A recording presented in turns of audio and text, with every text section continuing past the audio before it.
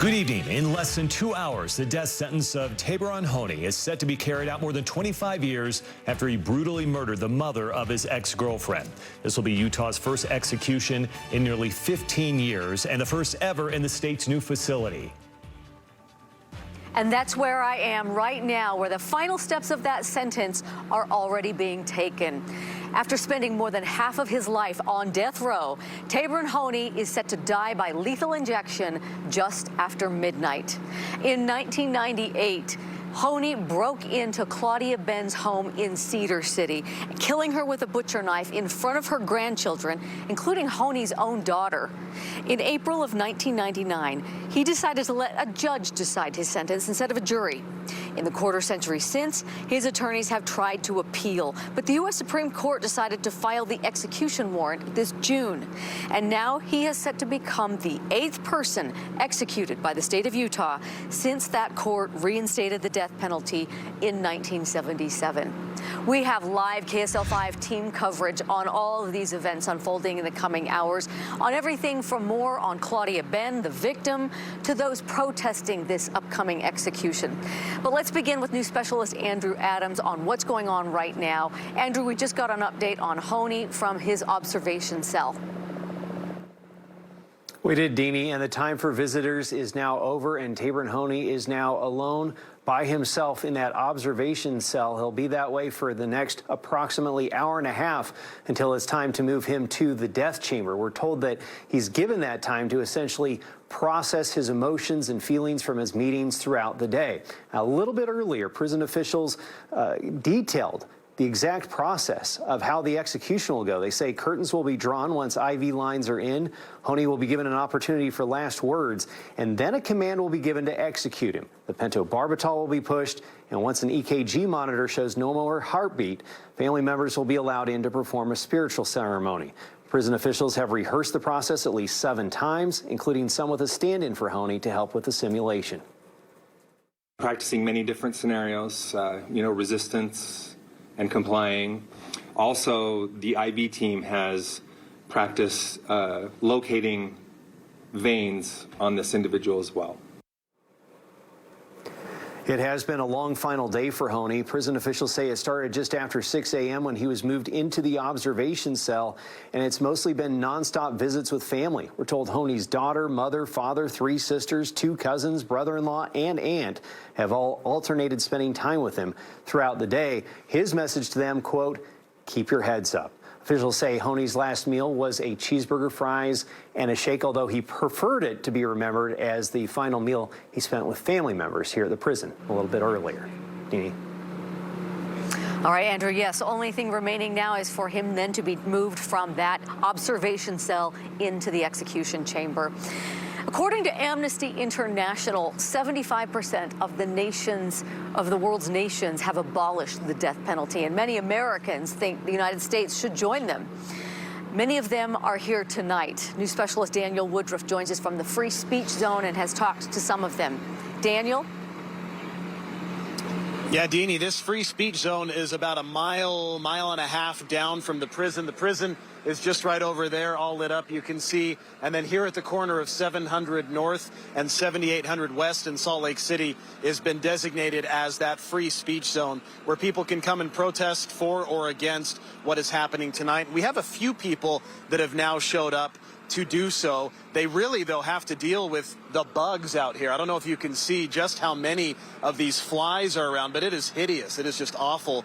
But people are still standing out here expressing their views, all of them that I've seen so far, against the death penalty. In fact, I had a chance to talk to one man who came out tonight. He says he's a Christian and a Latter-day Saint, and he believes that the death penalty does not align with the teachings of Jesus Christ. It's barbarism. It is barbarism in my view. Who gives me the right to take someone else's life? I don't think no one should have that right, that power in his hand to take someone else's life. It's barbarism, killing another human being.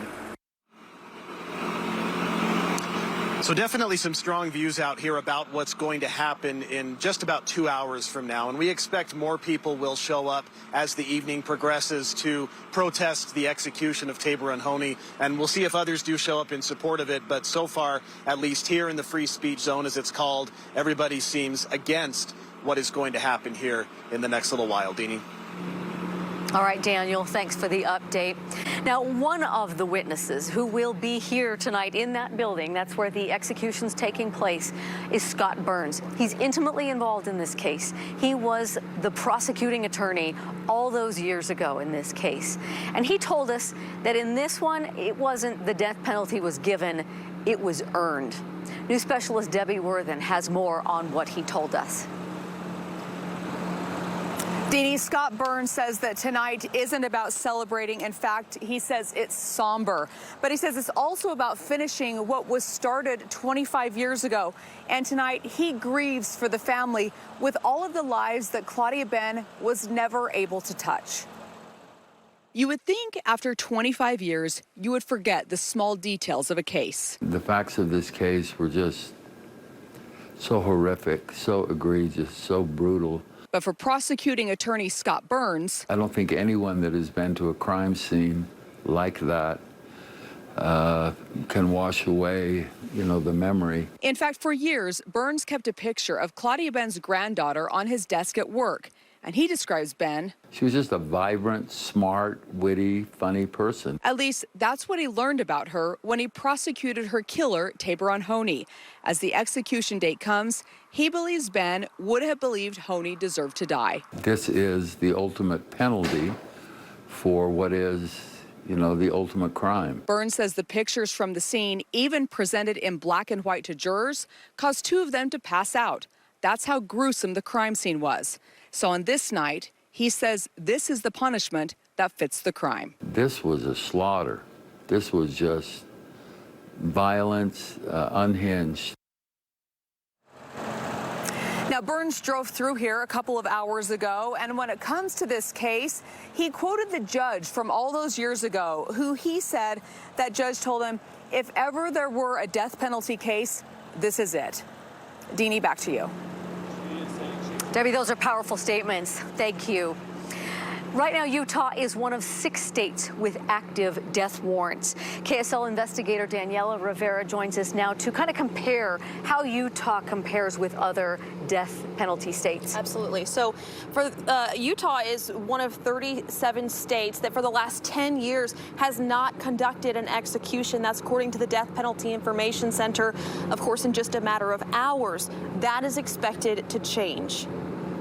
Now with this execution, Utah will fall out of that group and join just a very small minority of states in the country that are using the death penalty most frequently. So it's a big change. Robin Marr is the director of the national nonprofit tracking these cases. The organization notes that Utah is the only state that has executed people by firing squad in the modern era. We were also the first state to resume capital punishment after it was reinstated in the U.S. in 1976. And while Honie is being executed by lethal injection here tonight, 2 other inmates currently on Utah's death row have selected firing squad for their execution methods. And that's because they were sentenced prior to 2004 when that was an legal option. Yes. One of the few places, again, Utah could offer that. Thank you, Daniela. Absolutely. All right. So, Mike, you can see there is quite a bit happening here as we are winding down in the final hours. We are expected to get another update in about 20 minutes. But for now, we'll send it back to you in the studio. All right. Great coverage out there tonight, Deanie. We'll check back with you in a few here. We have an exclusive live look from Chopper 5 at Utah's new state prison, where in about an hour and 45 minutes, the state will go through with its first execution in 14 years, and the first ever at this new facility. We are told that they are in the final stages of preparation, that teams here at the Corrections Department are preparing to transport the witnesses for both the victim and the accused, or the condemned, rather, to the execution building there in back of me at the state prison. Those are the latest details underway. We're expected to have a news conference in about 15 minutes. Mike, we'll send it back to you and check back. Okay, we'll keep on top of it. Deanie Wimmer live tonight. Deanie, thank you.